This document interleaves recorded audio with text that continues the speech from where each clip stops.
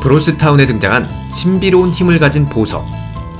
그 보석들을 쟁취하기 위해 사람들은 목숨을 걸고 싸웠으며 브로스타운의 무덤은 점점 늘어만 갔습니다. 모두가 잠든 새벽, 브로스타운의 무덤밭을 배회하는 수상한 사람이 있었습니다. 그의 이름은 모티스. 그는 이름 없는 이방인들의 무덤을 파내 그들의 시체를 그의 실험실로 가져갔습니다. 축축하고 기분 나쁜 냄새가 가득한 그의 실험실.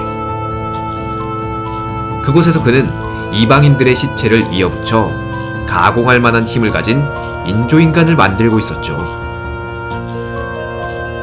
하지만 다른 사람들과는 다르게 그의 목적은 보석이 아니었습니다. 그의 목적은 오로지 브로스타운을 쑥대밭으로 만드는 것이었습니다.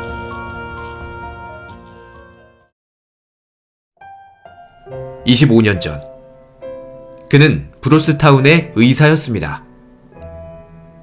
그때 당시 브로스타운은 그저 작은 시골 마을이었기에 의료기술이나 지식 등을 배울 만한 곳이 없었습니다. 그는 아픈 사람들을 내 손으로 고치겠다는 열정 하나만으로 혼자서 공부해 나갔죠. 물론 시행착오도 많았습니다. 다리가 아픈 사람에게 감기약을 처방하는가 하면 소화불량으로 찾아온 사람에게 전기충격요법을 사용하는 실수를 저지르기도 하였습니다. 하지만 브로스타운의 의사는 모티스 단 한 명뿐이었고 마을 사람들은 오로지 그에게만 의지해야 했습니다. 그도 마을 사람들의 건강을 책임지겠다는 사명감으로 매일매일 공부하고 또 공부했습니다.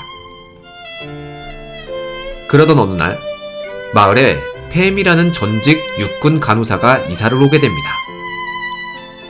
팸은 전문적인 교육을 받은 엘리트였고 의학뿐만 아닌 과학기술에도 능통했습니다. 당연한 결과였을까요? 그녀가 오고 난 직후 마을 사람들은 팸에게만 의지했습니다.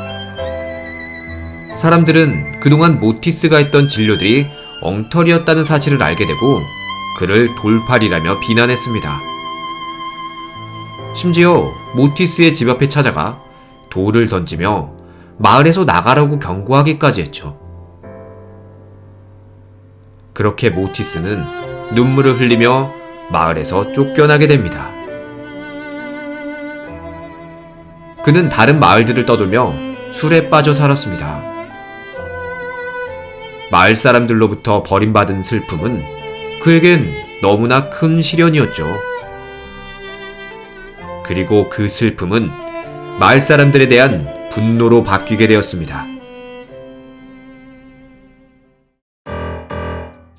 모티스는 브로스타운으로부터 수십 미터 떨어진 곳에 자신의 실험실을 만듭니다. 그때부터 그는 브로스타운을 쑥대밭으로 만들 계획을 세우게 되죠. 외계에서 온 보석을 쟁취하기 위한 싸움들로 그 어느 때보다 혼란스러운 브로스타운.